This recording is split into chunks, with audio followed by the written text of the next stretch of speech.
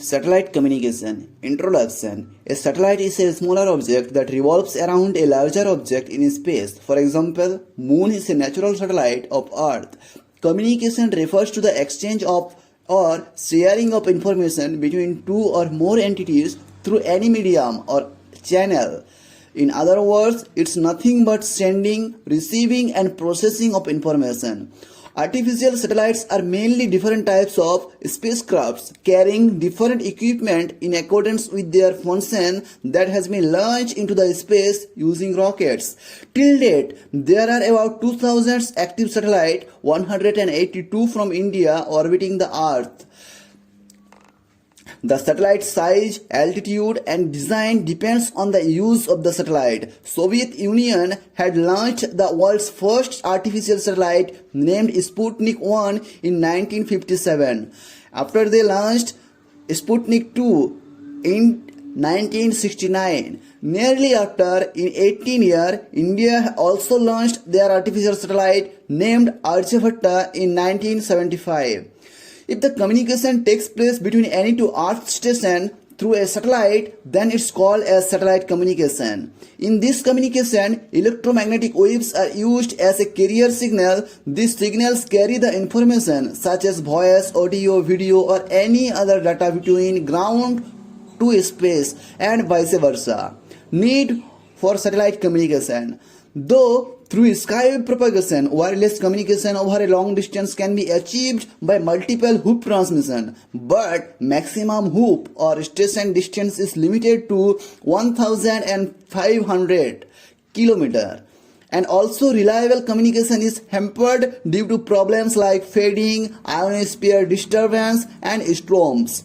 Since satellites have located at a certain height about Earth, the communication takes place between any two Earth stations is easily via satellite, overcoming all these limitations and provides a reliable communication for long distances. So, it's overcome the limitations of communication between any two Earth stations due to the Earth's curvature. Advantage of satellite communication. First is area of coverage area is more than that of a terrestrial satellite. A geostationary satellite can cover approximately 1/3 of Earth's surface. Next point, the transmission cost is independent of coverage area. Third point, large bandwidth and go anywhere service that has opened up to the possibilities for the system to handle huge number of signals and data. Fourth point, the quality of reception is very good and system is more reliable and flexible. Disadvantage of satellite communication. Launching of satellites into the orbit is a costly process. Next point, propagation delay of satellite system is more than that of a conventional terrestrial system. Third disadvantage, difficult to provide repairing activities if any problem occurs in the satellite system. Fourth point, free space loss is more. Fourth disadvantage is free space loss is more. Fifth point, the system requires higher output of a power signal, several kilowatt from Earth station and transmitter, and higher sensitive receivers. Some applications of satellite communications are: first one, radio broadcasting and voice communication. Next one, TV broadcasting such as direct to home, that is DTH. Third is internet applications such as providing internet connection for data transfer, GPS applications, internet surfing, etc. Fourth point is military application and navigation. Fifth point, remote sensing application. Sixth point is weather condition monitoring and forecasting.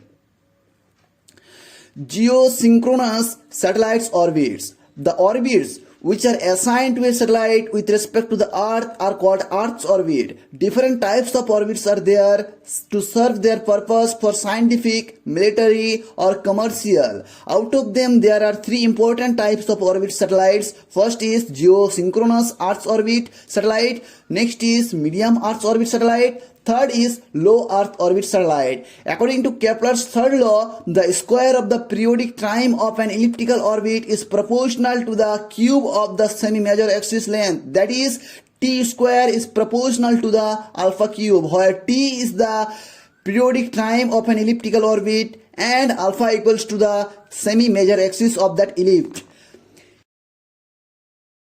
A geosynchronous Earth orbit, that is GEO, in short, GEO satellites is one in which it is placed at an altitude 20,300 miles above the Earth. This orbit is synchronized with a sidereal day, that is 23 hours and 56 minutes.